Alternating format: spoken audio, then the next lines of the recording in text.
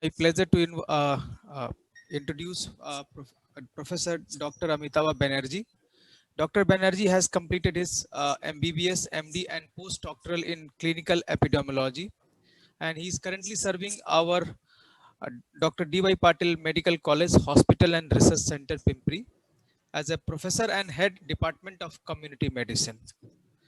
Sir has served in the Indian Armed Forces from 1978 to 2005, and he also received Chief of Army Staff Gold Medal for his paper Impact of Information Technology on Armed Forces in the year 1996 while serving in the Armed Forces. He also received Director General Armed Forces Medical Services Award for the paper on tribal malaria in 2003. He also published best paper on outbreak of hepatitis B-E in MJFI in 2005. He has also his credential. He has published more than 2,200 papers in peer-reviewed journals with a citation of 2,151, with a H index of 19 and I-10 index of 34. He is also a reviewer for reputed journal like BMJ and Nature, and also awarded Publons Peer Review Award in 2017 and also in 2018 as one of the top 1% reviewers globally. He is also served as a research and publication advisor for Surin University, Thailand from 2015-2016. His paper Population and Samples is also a reading material in one of the research method courses at Stanford University, and currently he is also a member of Pune District Task Force for COVID Control. With this introduction, I would like to request Sir to proceed with his talk. Thank you, sir. Thank you, Dr. Rajesh, and I thank Professor Paul for the kind words and the opportunity for me to interact with young students and faculty of biotechnology. And what I have prepared, most of you are aware of how the pandemic, because every day, day in and day out, it is in the news. So I am very sure that most of you are aware of how it is rolling out. What I have decided is to identify certain research questions, because science is asking the questions. So I have just, I will not be giving much of my own opinion, but I will be presenting some data. And from the data, I will be trying to collect the research questions which the young minds and young faculty and also the wisdom of the more experienced faculty can take the way forward and resolve some of the research issues. So science is about data, science is about evidence, science is about asking questions. So, and your own creative thinking. So I will just try to present it in that way. So I will just like to share the screen. I have made a small presentation. I will just like to share the screen.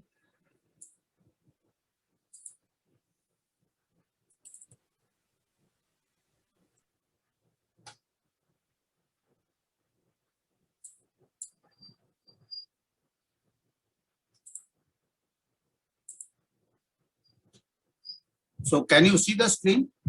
So this, I have just identified certain research questions. I will just briefly give the narrative, how it evolved, and along the way, where there was, what was the proportion of science and what was the proportion of other issues. I mean, after some time, the science was not, I mean, what are the gaps in science which could be identified, and there are a lot of unresolved questions. As you are aware, there are a lot of conflicting one statement even by institutions like WHO, CDC. One day they give some statement, after a couple of months or a couple of weeks, the statement gets reversed. So that is, of course, that is how science progresses. Nothing is final in science. There is always, as evidence emerges, there are, again, it has to be re-evaluated. But along the way, things have become, I mean, more or less, the questioning is not so rigorous as it should be. So perhaps in an emergency situation, it can be understood because action is important in an emergency. But once the thing settles down, I am sure there will be many questions. So I will just try to identify those questions. So anyway, greetings from Medical College, D.Y. Patil. So we all know the pandemic supposed to have originated in Wuhan's seafood market. So again, that also is one of the questions perhaps which may, as on the present consensus, it started here. This is the zero place, but still we don't have the zero patient. Who was the first patient, we still don't know. But it is assumed that it started here. And this is ground zero, wet market. So as you know, it has jumped the species from, it's a zoonosis. In fact, most of the emerging communicable and re-emerging communicable diseases, about 70% are of zoonotic origin. So in future, we will be facing more of this when the man and animal interface is increased. So now, how the narrative was set, in a marathon race, what happens that there is a pace setter, a person who sets the pace and the others follow. So the China's response and the wild reaction, the outbreak originated in Wuhan in China, and China put Hubei district under strict lockdown. So this was a very, the history of public health never witnessed such drastic measures. And when China did it, the whole world criticized China.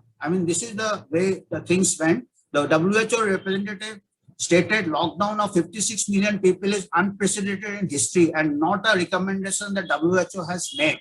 As we know, China is not very popular among most of the democracies. And the moment they went for lockdown, only in one district, the world criticized it. Legal experts said this would be unconstitutional in a democracy and is authoritarian and unscientific. So this is, who would have thought a couple of months later, the whole world will go into lockdown. So this is one area which requires to be evaluated whether such harsh measures. So how the pandemic and the global response, it spread to other countries in subsequent months, and in March, the WHO declared pandemic. The very countries which had criticized China on its harsh measures surpassed it in implementing more crude and extreme forms of lockdown. And experts advocated this as the norm to flatten the curve. So we have a lot of jargons came up by and large. And one was the flatten the curve. And because there was a lot of, because China is a very opaque country. So there were a lot of rumors. You also must have seen on WhatsApp people dying on the streets and falling down. So it was very much the fatality and the lethality of the virus was very much overestimated. So misleading cues and global panic. Science gave way to panic actually. So that's why I said after some time we have to regain our scientific temper. This is a very correct occasion to discuss the science behind the pandemic or the lack of it. So lethality of the virus overestimated early stages leading to panic and its knee-jerk reactions. The Lancet in early March suggested case fatality rate can be 20%. So I have given the reference. So this, because what happens in the initial stages, all the cases, severe cases were hospitalized and the mild cases in the community are not identified. So the denominator is very limited of very serious cases, particularly in the Western countries, Italy and other places. Most of the cases were very old people, above 80, above 70 with comorbidities. Their fatality was higher.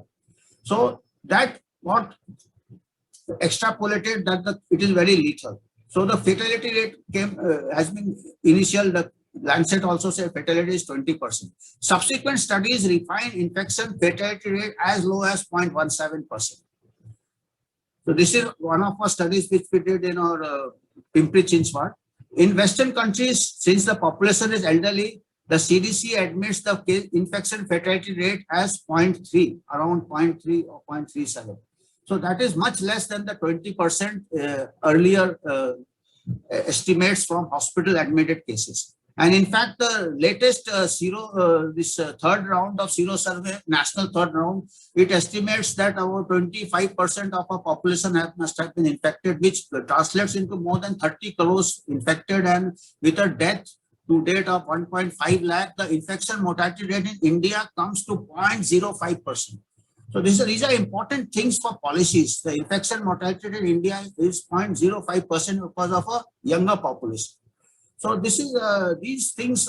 What happened initially? The models were made by the high fatality, as in hospitalized cases. As you know of the Neil Ferguson models, they made the models and projections that millions of people will die globally. So the whole world went into panic and went into strict lockdown. So as you are all aware, Thailand, the first country outside China where the virus spread, was left off lightly. The first country outside China was Thailand, but because again, most of the Asian countries, as we will see subsequently, Asian countries are the mortality is much less because of various factors we will discuss. However, virus hit the ground running in Italy, overwhelming the coping capacity of hospitals. Italy, once it went to Italy, there was massive casualties. And particularly, most of them were crowding in old age homes and nursing homes, and most of the patients were put in hospitals, and there was a nosocomial infections. It was mostly of mismanagement. Ventilators were used, which later was found to be not appropriate here. So very high lethality. So naturally, Italy was the first country to impose a countrywide lockdown. So Italy became the bellwether, and it gave and the whole world went into panic. So things were very chaotic that time. You can't blame anyone. As a precautionary principle, yes, these things, but as the things become clear, we have to revise our strategies. So role of media, and to said that the whole global panic, also the media is 24/7, focus on absolute numbers and medical emergency room, dramatizing the situations out of context. Social media in many countries were flooded with gory and videos of people collapsing in streets in Wuhan. You also might have seen it. The seeds of global panic were sown by such information, spiced with subtle doses of misinformation as China's reputation for obesity. The pandemic of panic and hysteria fanned public opinion towards divine more stringent measures. So even people also accepted these measures, which and we will see whether it worked or not. Again, this is a question we have to, as a scientist, we have to see whether it worked or not, because this can set a precedence for future pandemics. Because this is not the first pandemic, they can be future. So we have to see whether the lockdown also has its collateral damages. Lockdown robs people of employment, livelihoods. Lives are lost from, particularly in developing countries, lives are lost of diseases of poverty. So we have to weigh that. We have to see that. Failure of scientific institutions. That's why I said today is a science day. We have to revive the scientific temper.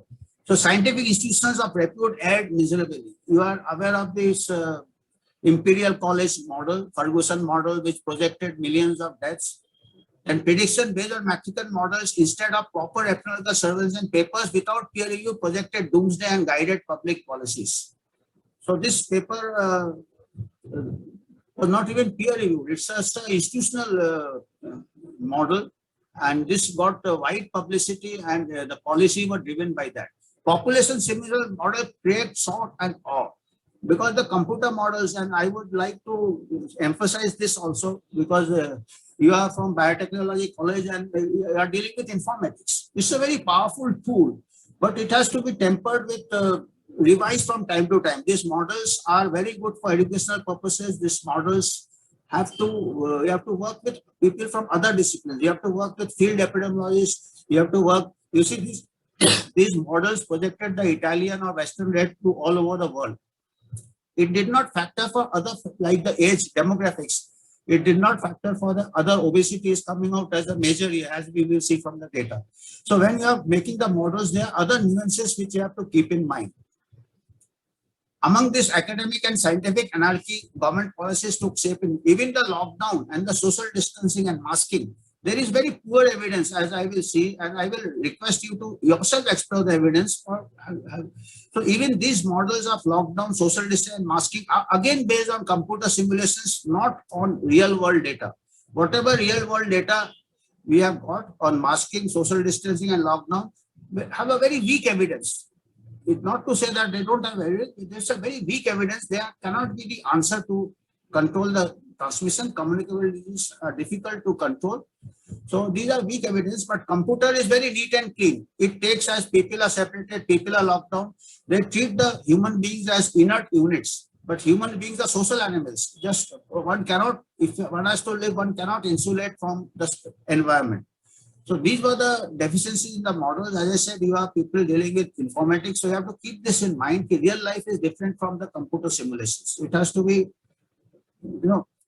integrated, interdisciplinary work has to be done to get these models right. Then the WHO is also flip-flops at WHO and CDC. This reflects the uncertainty and lack of evidence-based approach. In initial conflicting messages about use of mask, you may be aware even the great Anthony Fauci said he don't use mask in the beginning. Then now he is telling you to use 2-layered mask. So all this flip-flops. Then came the WHO that the transmission is rare and asymptomatic. It gave a statement and subsequently it backtracked that statement. More recently, on statements such as ASA contact need not be tested. Such messages undermine the public trust. So, of course, it is understood that science is never final. It is always open to different interpretation based on fresh data from different parts of the world. So, but these were the whatever statement were given were taken as the gospel truth. Science is not the gospel truth. Science is always exploration. That has to be kept in mind. So whatever it is, we have to say that whatever this social distancing, lockdown or masks, these are actually based on precautionary principle. That precautionary principle means in ethics that when in doubt, you err on the side of safety. So according to the precautionary principle, all these are okay. Mask, social distancing, test, trace, isolate, lockdowns, these are okay to err on the side of safety, but these cannot replace evidence-based policy. So where the scientific people lost the plot was, or it was taken over by the administration, by politics, by other police and other administrative, they started controlling the pandemic. They took this as the gospel truth. Even now, we are fined if we don't wear a mask, particularly outdoors. If you see this mask is outdoor, people wear the mask. And if you see the phenomena, this mask outdoor, there is no transmission. As per the scientific care, outdoor is ventilated. It is the indoor, the transmission is more. I have seen people, my own family members, my wife, they will wear the mask in the street because the police is fining them. But once they enter a shop, the shopkeeper also pulls down the mask. My wife also pulls down the mask because when you speak, you are comfortable with pulling down the mask. So that defeats the purpose actually. I have seen it. I have observed other people also. In fact, when they say when you speak, the droplets go. In fact, when you speak, you have to have the mask. When you are not speaking, when you are outdoor, you may not wear the mask. But when you are outdoor, because of the police, you are wearing the mask. But when you are actually at the risk of transmission, you are pulling down the mask. I mean, you just you do the observation yourself and see yourself. It's a natural human impulse to pull down the mask when you speak. So this mask, actually, how much it works, again, it is, and we will see there have been some studies which shows it has a very, very modest effect, if at all.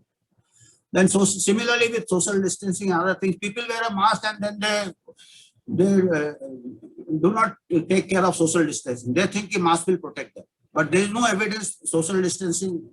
I mean, it gives them a false sense of security. Then even test, trace and isolate are very good for the initial stage of a pandemic when you want to prevent it to take the roots. And also in the end game when you are trying to eradicate it. But once there is a community transmission, where particularly in COVID, most of the cases are asymptomatic. For every detected case, there are 30 to 50 cases which are undetected.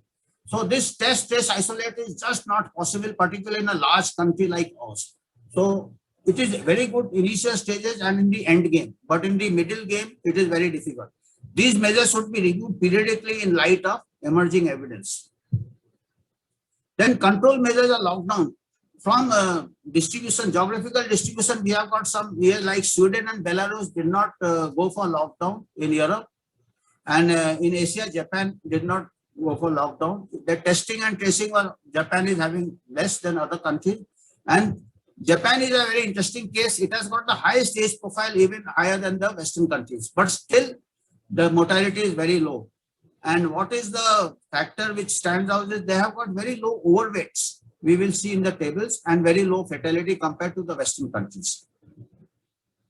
Then what are the evidence which we collected as the pandemic unfolded?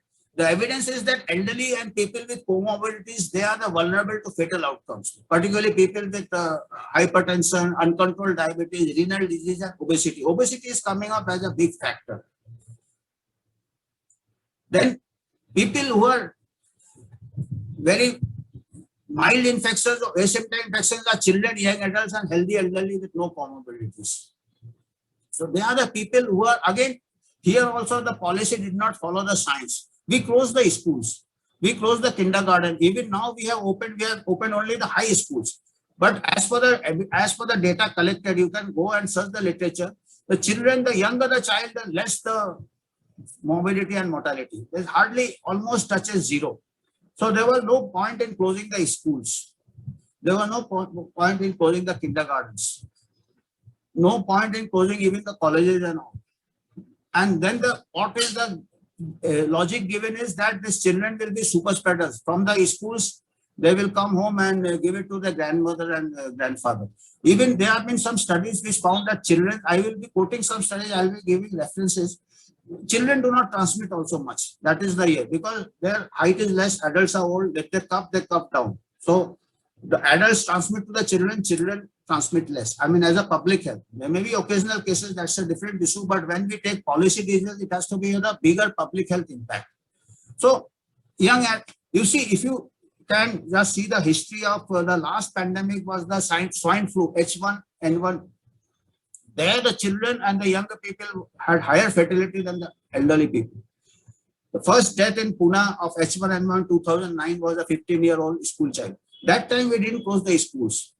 But this time when the fatality is less in the children, we close the schools. So these are some of the questions I'm saying. I'm just going quite as things happen and as per the data. So as I said, in public health, it is, I said, who is this? This is Viswanath Anand. He is a past chess champion. So public health and epidemiology is something like a game of chess. You have to see all the pieces. Public health person sees the whole board. So I am a public health person. I am speaking from that perspective. You biotechnology people will be going at the molecular, cellular level or simulation level or computer in silico, which are very important in the initial stages. But in the field, by the time, these are, as a biotechnologist, as a clinicians are treating the serious cases. So they think all cases are serious in the community. So their perspective is different. Then the microbiologist or virologist perspective is different. And these are the chess pieces. These are important chess pieces. Biotechnology, whatever research in biotechnology is an important chess piece. Clinical research is an important chess piece. Microbiology research, therapeutics is an important chess piece. But as a public health person, one has to use all the chess pieces and see the whole board. If I am trying to save the queen, I may lose the game. Now, what is happening? The only one piece we are chasing, that is Corona has become the queen. But we have to see sometimes the queen, if you don't take care of the other pieces, the queen can be trapped. We can lose the game also. So this is what is the way things have gone. The Corona is queen now, and we are only focusing on that. And particularly if you see the morbidity in our country from Corona, as I said, the infection fatality is 0.05% only, even if you take 0.3%. We have got today the death, daily death from COVID now is touching 100 now, 120, 150. Even at the peak, we were losing about 1,000 or 1,400 people from COVID every day. At the peak, that was so-called first wave. Now we are losing 100 people a day, but we are only focusing on COVID only.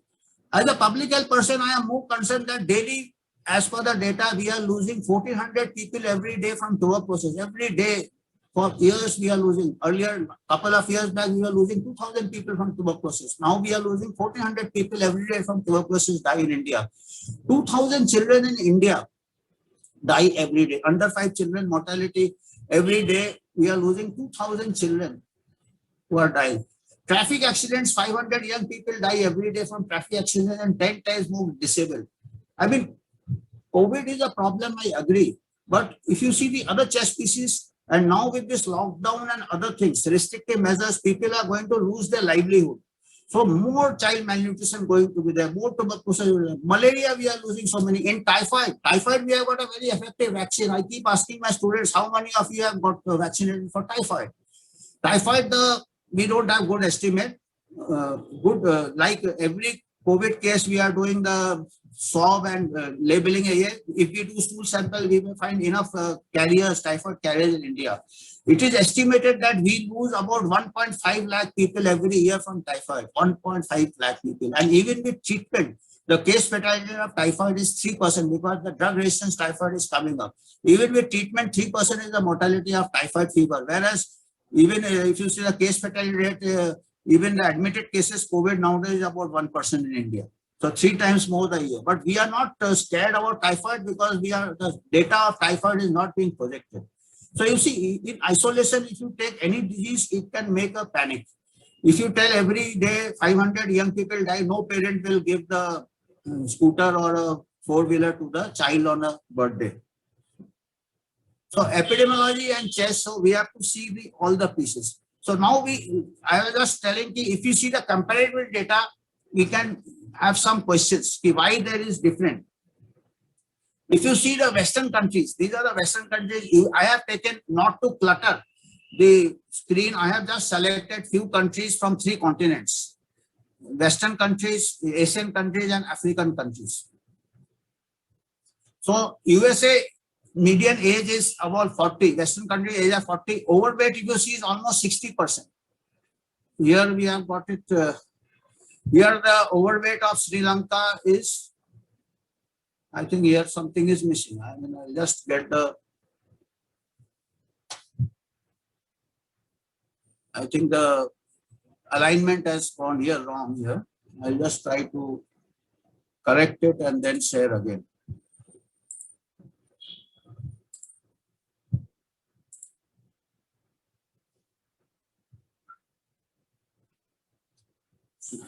Anyway, you just try to follow this here. This is deaths per million. Deaths per million in the Western countries are almost 1600, 1545, 1296. Sweden is a country which did not have lockdown, but it is comparable. It is lesser than the other countries. Sweden and Belarus did not have a lockdown. You have to share the screen, sir. Yeah. Just a minute. I'll just get these things right.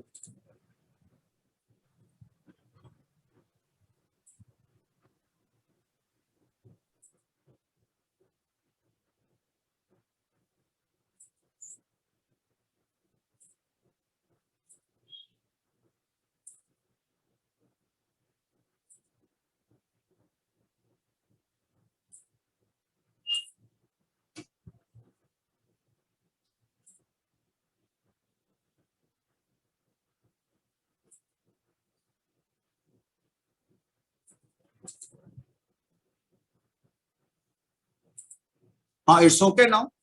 So this is the, I'll just see the difference in the deaths per million. Don't go over the absolute number. Deaths per million, USA is a very high, 1,645 per million deaths. Spain high. Similarly, UK is almost 1,800 per million.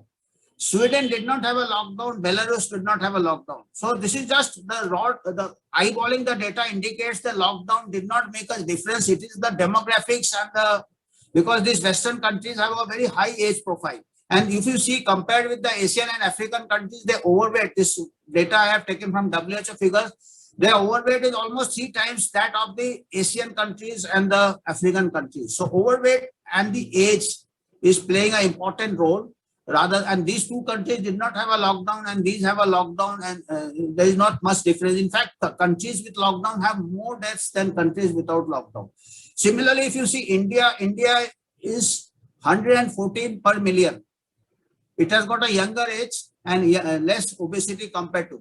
Japan is very interesting. As I said, Japan, the age is more, median age is more than the Western countries, but mortality is almost like Asian countries. Why? Because perhaps it has got a overweight is almost like Asian countries. Similarly, Sri Lanka is very low. Thailand is low. Though Thailand has a higher age, But Thailand, they have got a different lifestyle. Mostly the classes are open air. They have got restaurants are mostly in the streets. So there may be many factors. I mean, they can be not one factor. They can be a combination of factors. Ethiopia and Africa, also Africa is very interesting. Two countries in Africa, like Egypt, have taken 63% and South Africa 50%. They are very obese people. And here the rates are higher than other African countries. In fact, in South Africa, it is almost reaching almost like Western figures.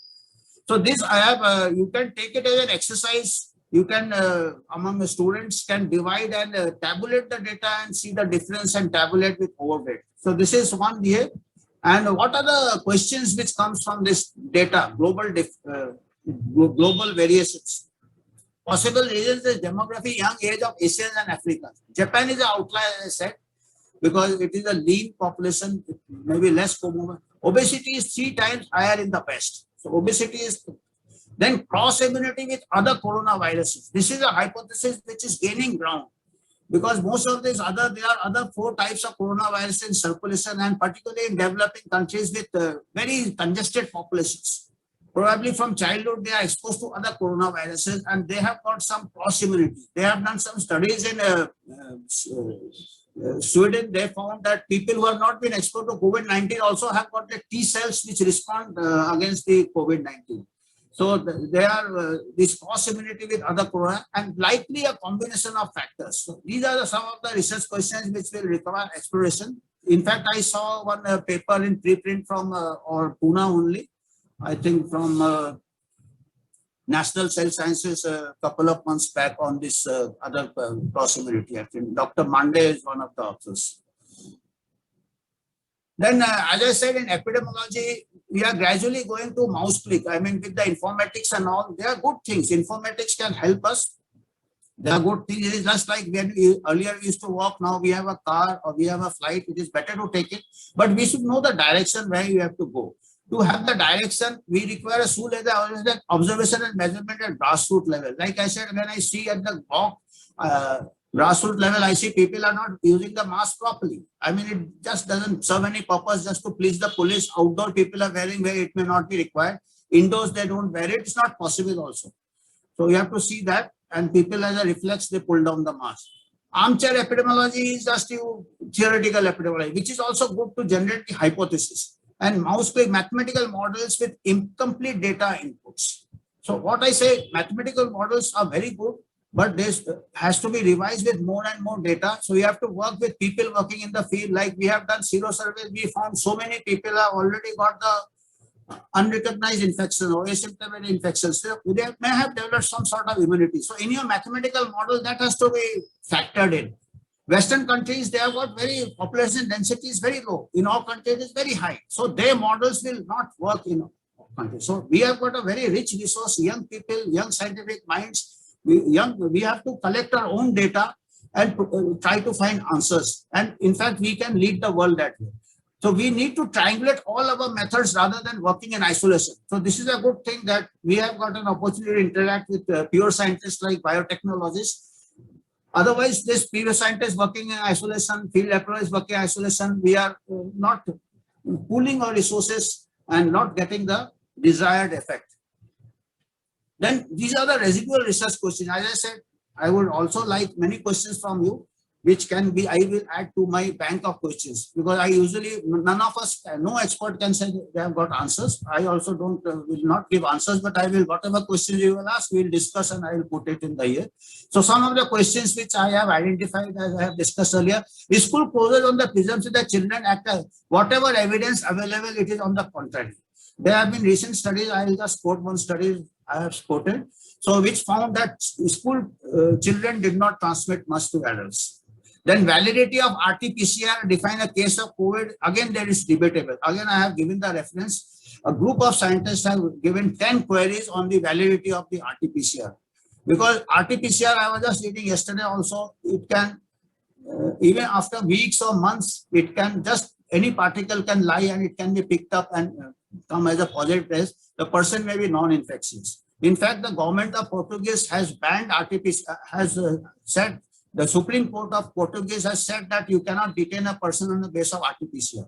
So it's again a debatable. So as a biotechnologist, you have to read this paper. I would say that there is some controversy on this. So for the nitty-gritty, I would require the basic scientists to review the biotechnology paper on RT-PCR, which questions that how you can use it as to label a case. I can know from other infectious diseases, like in the armed forces, we were having outbreaks of meningococcal meningitis. We have investigated outbreaks of pneumococcal pneumonias in big regimental centers where foreign livings.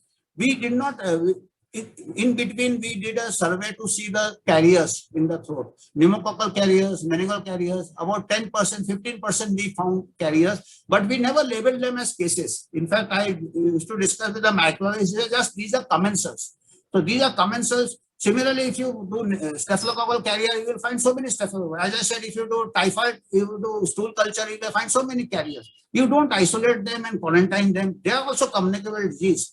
But this, why we are doing in COVID, this is a question which is, it is something which has to be debated. I mean, there are so many communicable diseases, and as I said, typhoid has a higher mortality, staphylococcal can cause nosocomial infections, meningitis definitely higher mortality. So this, just by labeling a person, whether person, similarly many deaths, there have been some questions, are the people dying with COVID or because of COVID? A person is in the nursing home, person is 80 plus with comorbidities, about to die, very poor quality of life. It found positive with COVID, labeled as a COVID death. So this inflates the figure.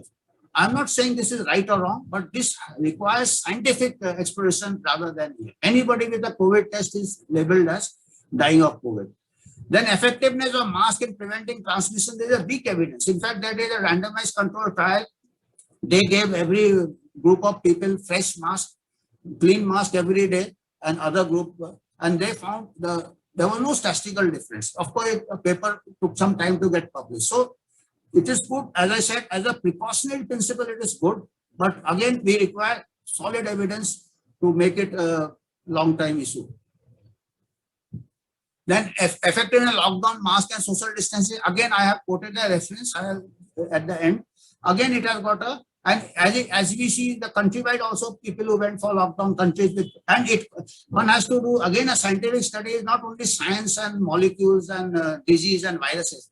Science is also economic science, social science. So one has to weigh the, trying to save people from COVID. Then people are dying of malnutrition, people are dying of neglect of other diseases. What are the economic burden? People are dying, young people are dying with more life years left. So that requires cost benefit studies. That is also science. So that also is a lockdown, even if it prevents COVID, at what cost?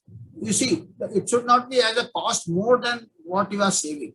So these studies require more studies. Then efficacy and impact of vaccines at population level also has to be worked out. Collar tunes and terms like trust, weak substitute for hard evidence. You try to dial someone, I have left, that's why I didn't bring my phone, because I can't use it now. Every time it tells me about the vaccines, trust karo, acha hai, but I want the evidence, I want here. So this trust, these are, a scientific mind should not go for these terms. Okay, once you establish the science, then you can convince people. Again, nowadays, all people are educated, they can understand the data. So vaccine hesitators are, instead of being ridiculed, a course can act as controls to generate hard data of efficacy. There are many people who refuse vaccine, people who accept vaccine. You use them as controls and that will become natural experiment. And after some time, if you publish the data and if you show the data that people who are not vaccinated are high mortality, many people will start accepting the vaccines. So this will convince more than trust and other things. And then the scientific integrity. There have been an editorial in BMJ also, which has said, which has written in a very bold editorial that in the COVID pandemic, the science has taken a backseat and scientific integrity has been really compromised at times, including the USA, including the UK, even in India. There have been institutions which have selectively published data, which did not publish all the data. And you see, because sometimes the data went against the policy of the government. Because if you want to say lockdown is effective, you cannot publish data which shows that so many people have already got the zero prevalence high of IgG antibodies. That's so the lockdown didn't work. So all this scientific integrity is also important. Then there's another controversy of the Great Barrington Declaration versus the John Snow Statement. The group of Stanford and other scientists from Europe, that they said they gave the Barrington Declaration, that is from the epidemiology so far of COVID, we have enough evidence how to reduce the impact and fatalities. It said that we cannot continually close the schools, the workplaces, damaging the economy and so they said we have a focused prevention, focused protection. That is, those who are vulnerable, those who are elderly, they can be isolated, and the young people can do their job. Schools can be opened, and the moment they published this Barrington Declaration, there was immediately a rebuttal as the John Snow Statement, that they said there is no evidence that there is herd immunity or young people with herd immunity. They were totally against it, that it will cause more damage if we let the open people. So ultimately, even with the vaccine and other things, we will go to focused prevention, because vaccine also we can't produce at a large scale as it is. So we will be, as it is, even in a policy, we are going to the vulnerable and the frontline workers first. So young people will get the vaccine last. So ultimately, instead of polarization, these are more or less the pragmatism will make them, both are going to the same direction. I mean, when the resources are limited, so instead of polarization, the one group gives a statement, other group, it becomes something like politics. So science, we have to restore the scientific temper of debate and consider alternative views and hypotheses. I mean, the present pandemic, only one narrative is accepted. You may be aware that there is censorship of any uncertainties. So we have to say yes. Even the mainstream has to say many things are not very certain, but alternative views, and there should be open debate, and then there should be a consensus rather than polarization. This is let us regain the scientific temper. So these are some of the references. As I said, this transmission of children, this is important because now the schools are again extended to be closed till end of March. So the child is not to blame. This is a pediatrics. It is published in pediatrics because we are a young population, particularly Indian, and we have seen 1/10 of the death of the Western countries we are having. If this is the data, the impact in our country is not as high as in the Western countries. So we have closed the schools where some of the Western countries have opened the schools. So this is a very important. Then RT-PCR, as I said, you people, the hard sciences will understand better. There is a paper on the 10 major flows at the molecular and material level, consequences of false positive results. Then effectiveness of adding a mask recommended to public health measures. This is a Danish mask study, quite a famous study, which again, it found a very modest effect of mask. Then transmission of marine recruits. This is about the lockdown. They did a study on large number of marine recruits, and one was strictly locked down and what was left, and they did not find any difference in the transmission. So these are some of the references. So I have, I think, finished here. So any discussion and questions or your views, I would just like to. Yes, sir. Thank you, sir. I would request the audience to post their questions in Q&A section. In the meanwhile, I would ask Professor Pal, sir, to please say a few words on the talk.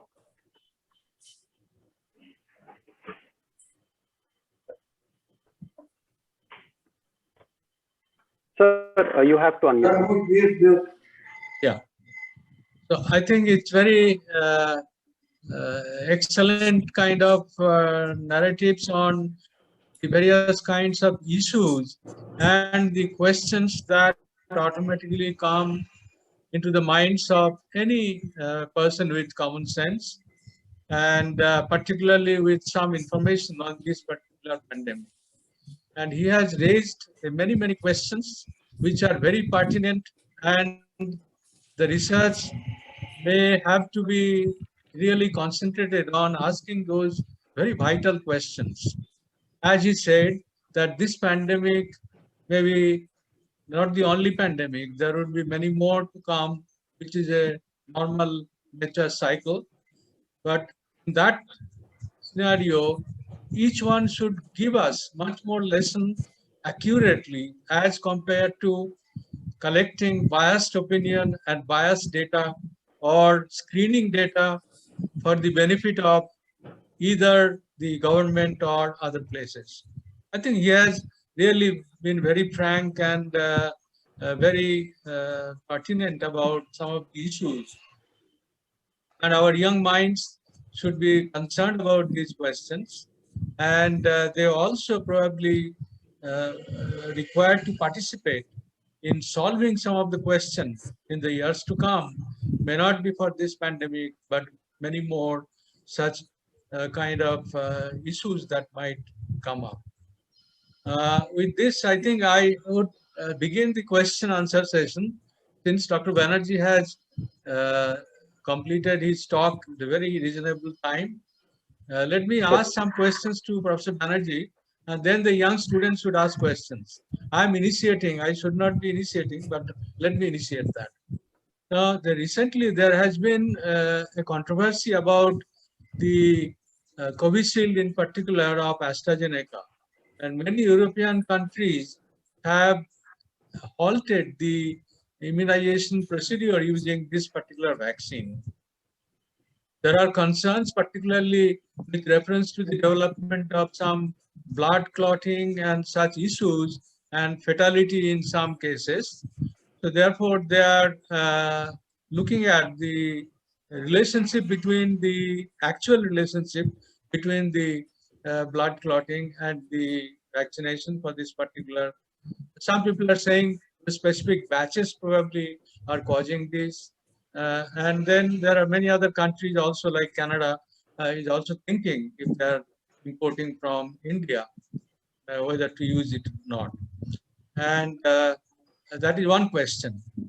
His input in this would be very appreciated. The second question is that now Covaxin apparently has a better efficacy.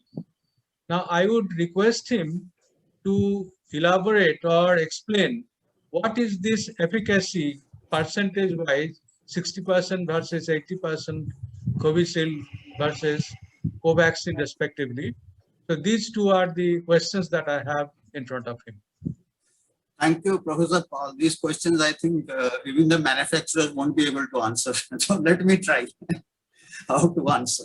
I mean, these, I think now earlier we used to have a 5-day cricket. Now we have 20 overs cricket. So these vaccines have been developed just like 1-day or 20 over cricket. So earlier it used to take 5 to 10 years to know everything about a vaccine. So I don't think anybody can answer those questions, but I will try. Firstly, about the AstraZeneca vaccine, yes, you are right. There have been concerns. European countries have banned, and yesterday only Ireland is the latest country to have not exactly banned. They have paused it actually. They have paused it till they have a more convincing way about the safety. So these are very difficult to because I have to say the clotting things are there. The clotting and other maybe some here. So what they say is yes, these. Whatever side effects have been attributed to the vaccines, these things also happen without the vaccine also. So for that, very importantly, we should have a very good pharmacovigilance, as they say, monitoring system. Data before we know, yes, after vaccine, so many people develop clots. So for that, we have to have the baseline data. Otherwise, also how many people develop clots. So I am really concerned about countries like India and other developing countries where the basic data is not there.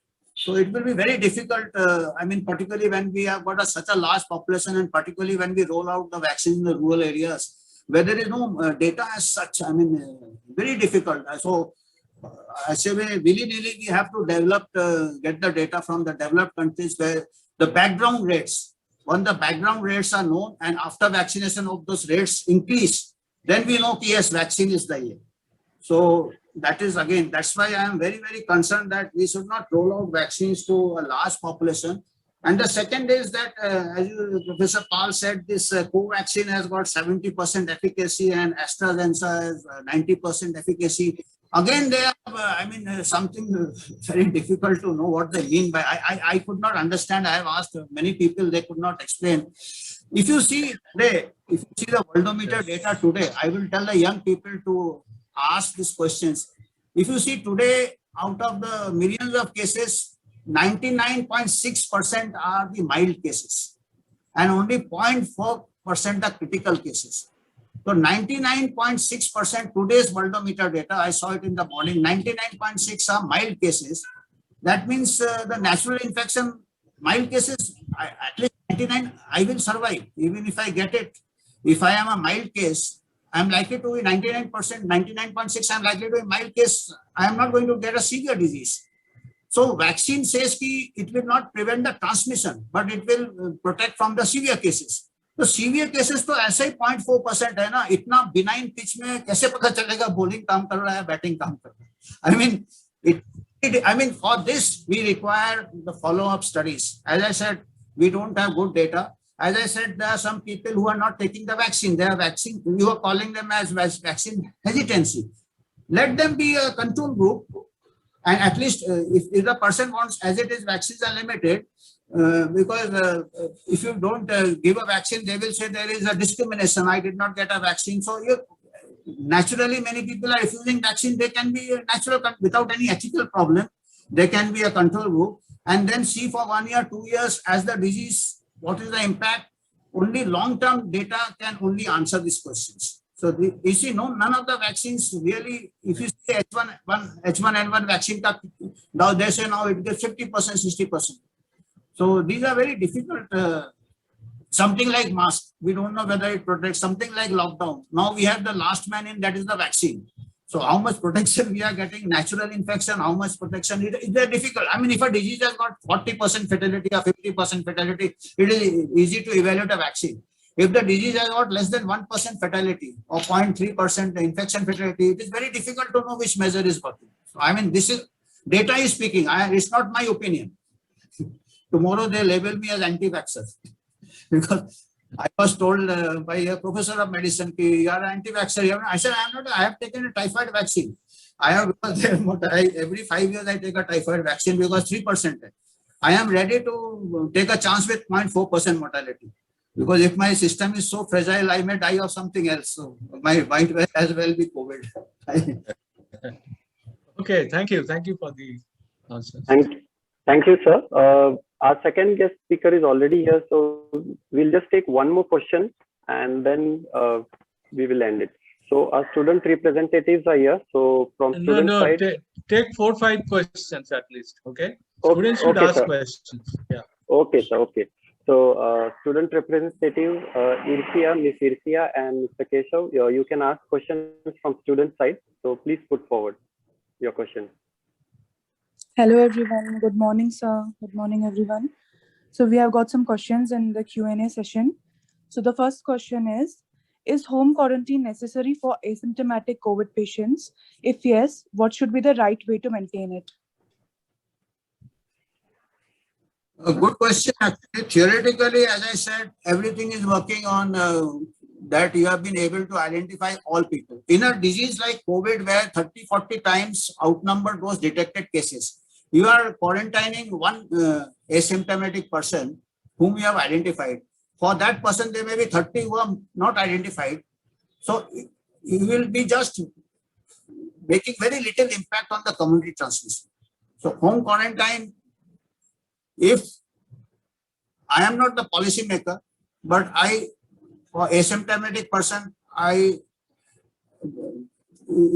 he or she should self-isolate. That's what we say for all respiratory diseases. Influenza season is there, those who get cough, cold, that person should be educated enough to self-isolate. Quarantine mein kya policing type ho jata. Once it becomes a police state, then it is harassment. People, whenever something is enforced, a person tries to break the rule.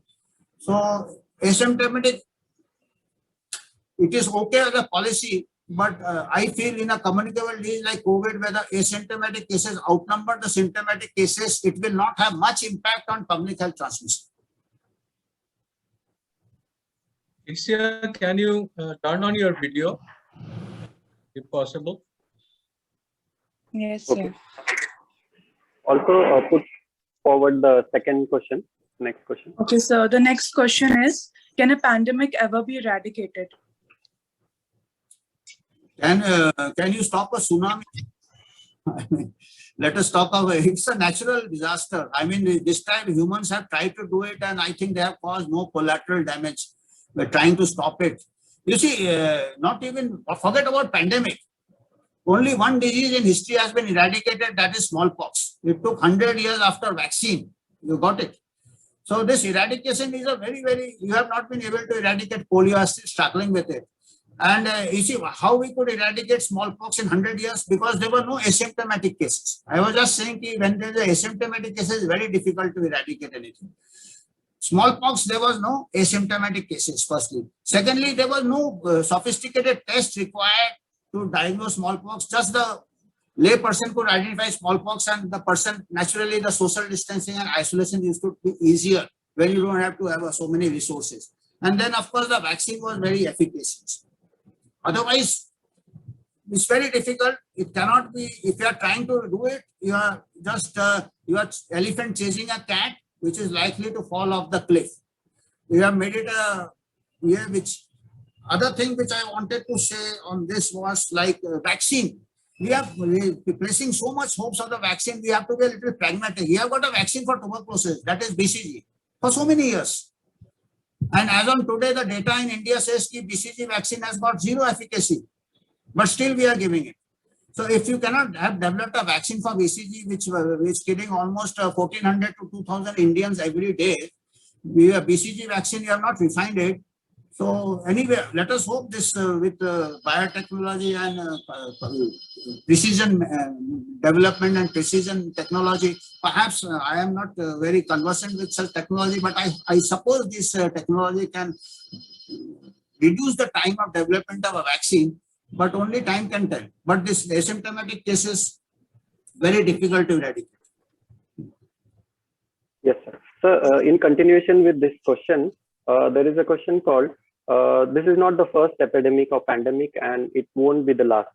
So what measures can a country take to avoid or tackle such situations in future? Like, can we have a separate task force in place as a country?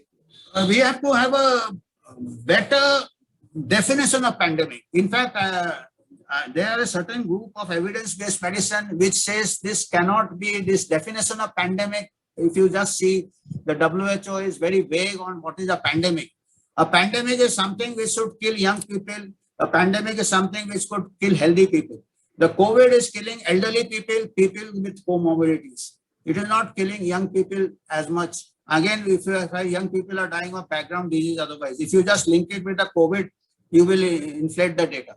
So a pandemic, see, as I said, why not malaria is also a pandemic, tuberculosis is also a pandemic. I mean, their rates are much more. So it is something which is, we have to have a, as I said, we have to see all the pieces on the chessboard. So when the infection fatality rate of COVID-19 is 0.3%, disease is part of life, part of human being. So pandemic, definitely one should not have pandemics. I mean, the responses have caused more misery and agony in this pandemic than the actual virus. If you just, I mean, I am not saying it, and one has to see the data, how many deaths have taken due to collateral, due to malnutrition, due to other diseases compared to COVID.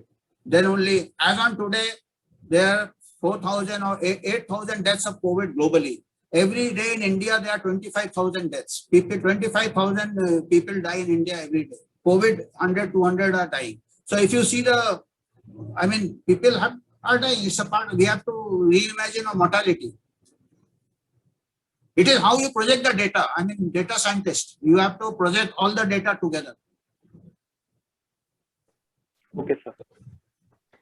So the next question we have is that, could you please elaborate what all tests could be used other than RT-PCR to detect whether a person is COVID-19 positive?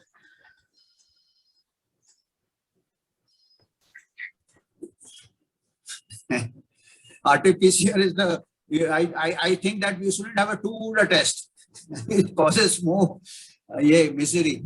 I think a person, if a person is healthy, fever, I mean, In the good old days, we used to have private practitioners. No, they used to manage cases at home. You are okay, you rest. And now what is happening? You are putting everyone in hospital. You are increasing the nosocomial transmission. In fact, this is what happened in the Western countries, in Italy and Sweden, also to nursing home. They put all the patients. Had they been at the home, only the severe cases, symptomatic cases were tested. Even in H1N1, if you see the 2009, we did not contact trace and test and trace and other things. It causes public panic and public try to hide. So in that, only those moderate to symptomatic cases were tested.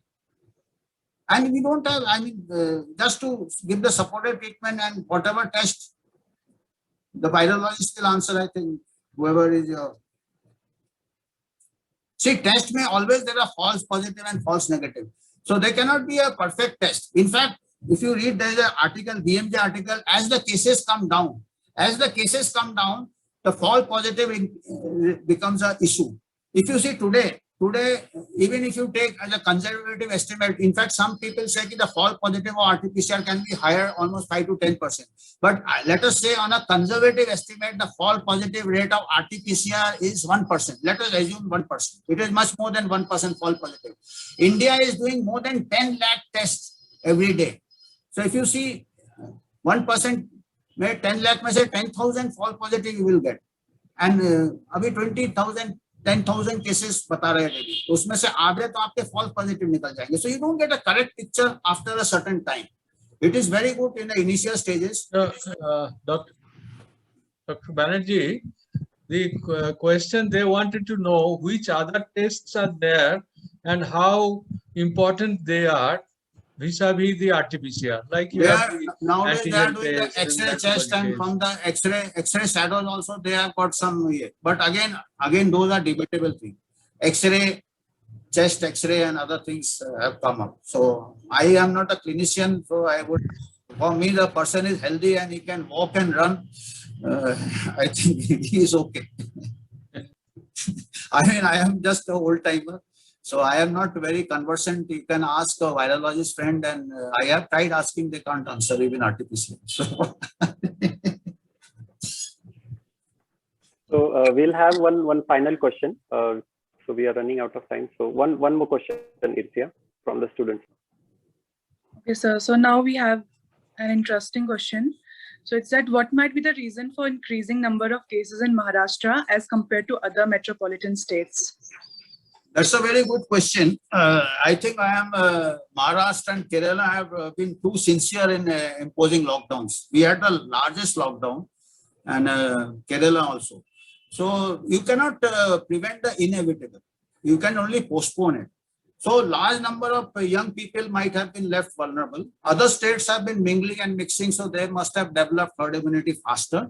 And we are reaching that also. So now large number of young people are coming out, jobs and for school and colleges. So, and asymptomatic infections definitely are more. And this we should have that. We should not go for zero cases. We should be prepared for that. So I don't see any cause for panic. If we have more cases, there is no cause for panic, because it's a natural phenomenon. It's a communicable disease. And young people will come out. Those who have not come out are also coming out. Then people coming from other states who had gone home are coming out. So there is population movements, and all this pandemic has followed the metropolis also. Sweden also, Stockholm, New York, Pune, Mumbai. These are places of mass migration and mass population movement. So we get cases. So it's social dynamics, social epidemiology. Large number of people coming out, mixing, and it will stabilize. Mortality, we should see the mortality. Mortality is not proportionate. It has gone up little, but not proportionate to the rise in cases. Okay, we will stop with the questions over here. So thank you, sir, for such a holistic talk about COVID-19 in current times when there is so much of information on social media and so much of confusion. This talk really helps to reduce our anxiety, and if we have more such discussion, scientific discussion, only then we will get comfortable and be able to tackle the current situation. So thank you again. Thank you for giving us time, and thank you for the talk. Thank you, Sampath. Thank you, Dr. Rajesh. Thank you, Professor Paul. Thank you, sir. Thank you. Okay. So now we move on to our second guest speaker. And before that, I want to inform everyone that our initial speaker, Professor Prashant Dhake-Falkar sir, couldn't join with us as he's not feeling well. So we wish for his speedy recovery, and we wish to listen to his talk sometime in future. But we should consider ourselves lucky that we got a matching personality in Dr. Ramesh Bhonde sir, who agreed to our last minute invitation. So now I request Dr. Neelu Navani ma'am to introduce our next speaker, Dr. Ramesh Bhonde. Thank you, Mr. Sampath. Dr. Banerjee, before I introduce Dr. Bhonde, I would like to thank you for such a wonderful talk. It was a different dimension to what we have been thinking. But the question is, will the policymakers like your questions?